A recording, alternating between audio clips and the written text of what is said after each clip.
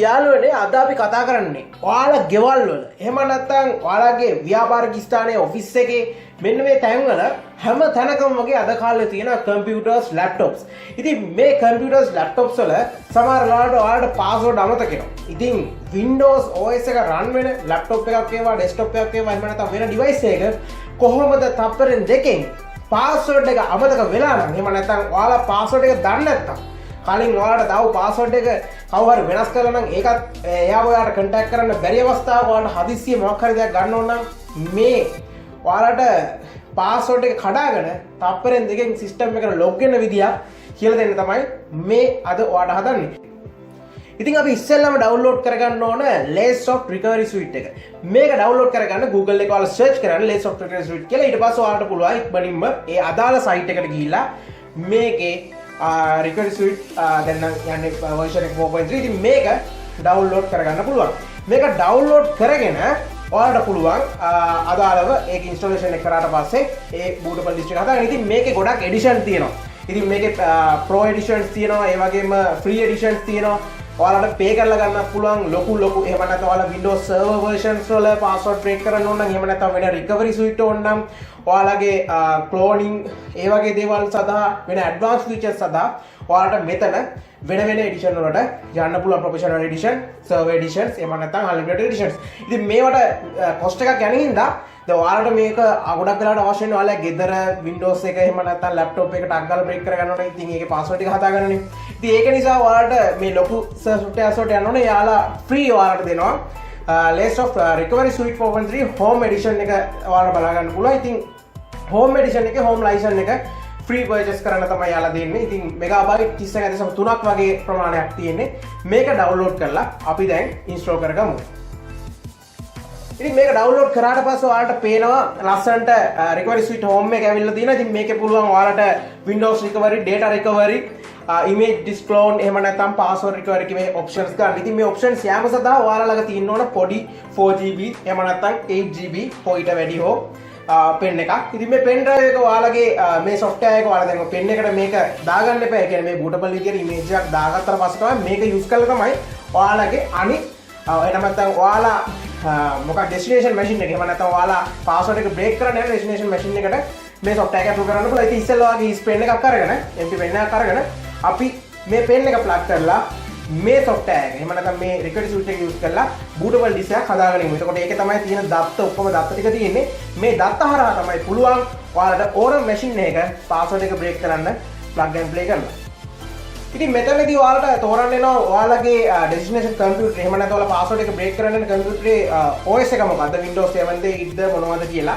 ඉතින් Windows 10 64 bit තමයි මම තෝරගන්නේ. ඉතින් ඒ වගේම මගේ flash drive එක එහෙම නැත්නම් USB disk එක එහෙම නැත්නම් pen drive එක i කියන destination එකේ තියෙන. ඉතින් ඒකට මම මේ software එක install කරගන්නවා. ඉතින් Windows XP ඉඳලා Windows 10 වෙනකන් හැම version එකම මේකේ තියෙනවා. ඕනම version එකකට බය නැතුව ඔයාලට මේක install කරන්න. ඉතින් ඒ වගේම pen එකක් ඔයාලා නැත්නම් ඔයාලට පුළුවන් CD or DVD එකකට write කරගන්න.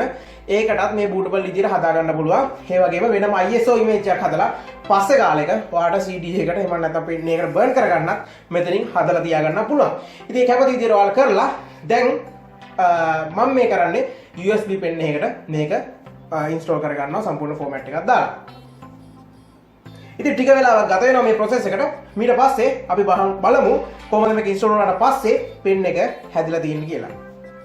දැන් ඔයාලට පේනවා i කියන device drive එකේ මගේ i එක නේ device location එක i කියලා තමයි show කරන්නේ. ඉතින් i device location එක Laysoft එකේ bootable image එකක් create වෙලා තියෙනවා.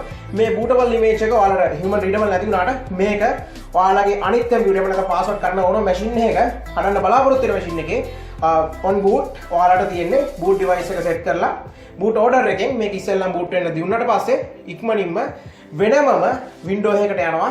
ඒකේ ඔයාලට හැමදේම බලා ගන්න පුළුවන්. ඉතින් ඒ මොකද්ද කියලා දැන් අපි බලමු. ඉතින් ඒ වගේම ඔයාලට පේනවා මෙතන ලොකු ස්පේස් එකක් ගිහිලා නැහැ.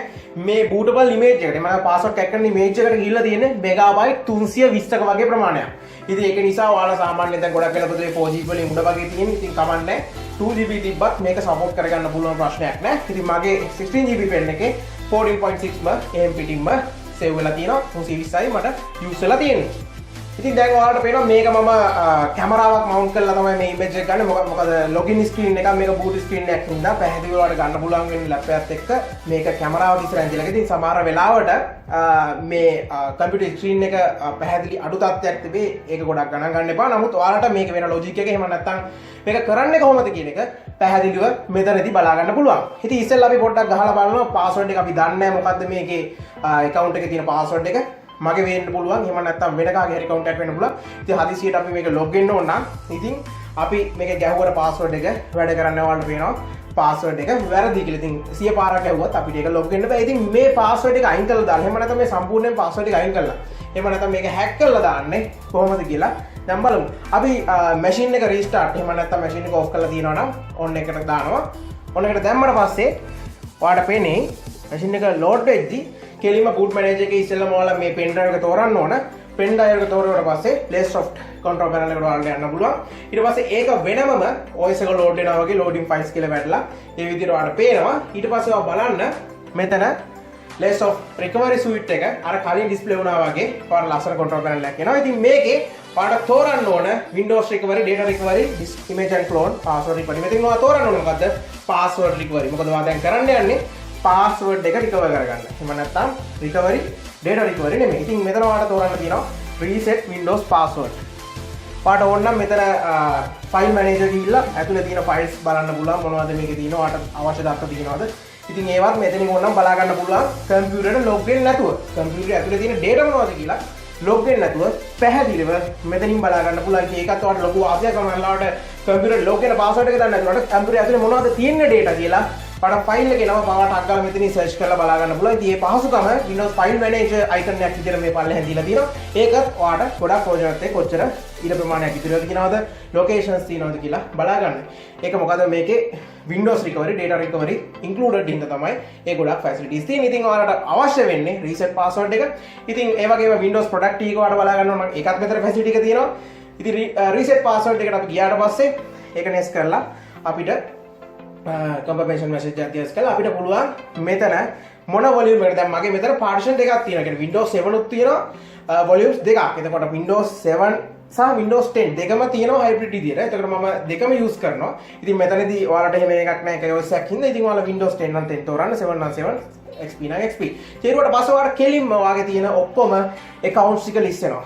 ඔයාගේ තියෙන admin account, user accounts ඔක්කොම. ඉතින් ඒවා password තියනවද නැද්ද කියලා list වෙනවා. ඊට පස්සේ ඔයාලට තියෙන්නේ කෙලින්ම බය නැතුව ඉස්සරහට ගිහිල්ලා password එක reset unlock කියන බටන් එක ඔබන්න විතරයි. ඊට පස්සේ කෙලින්ම තප්පරෙන් මේ password එක මැකිලා යනවා. password එක මැකිලා ගියාට පස්සේ ඔයාලට තියෙන්නේ control panel එකට ආවට පස්සේ කෙලින්ම reboot බටන් එක ඔබන්න. ඊට පස්සේ මේ pen එක අයින් කරලා දාන්න. ඒ වගේම pen මතක් කරලා pen එක අයින් කරන්න මේ අවස්ථාවේ. මොකද pen එක නැවත boot වෙන්න පුළුවන්. ඔයාලා ඒක click කරොත් නැත්නම් auto boot වුණොත්. ඒක නිසා pen එක ගලවලා දාලා ඔයාලා ඉස්සරහට බලන්න කොහොමද normal විදියට Windows log වෙනවා. log වුණාට පස්සේ ඔයාලට කලින් ආවා password ගහන්න space එකක්. එහෙම නැත්නම් ඔයාගේ login screen එකේ login screen එකේ password එක ගහන්න එනවා. නමුත් දැන් එහෙම වෙන්නේ නැහැ. automatically ඔයාගේ Windows desktop එකටම සම්පූර්ණ workflow එක යනවා. ඒ කියන්නේ මගදී interrupt වෙන්නේ නැහැ.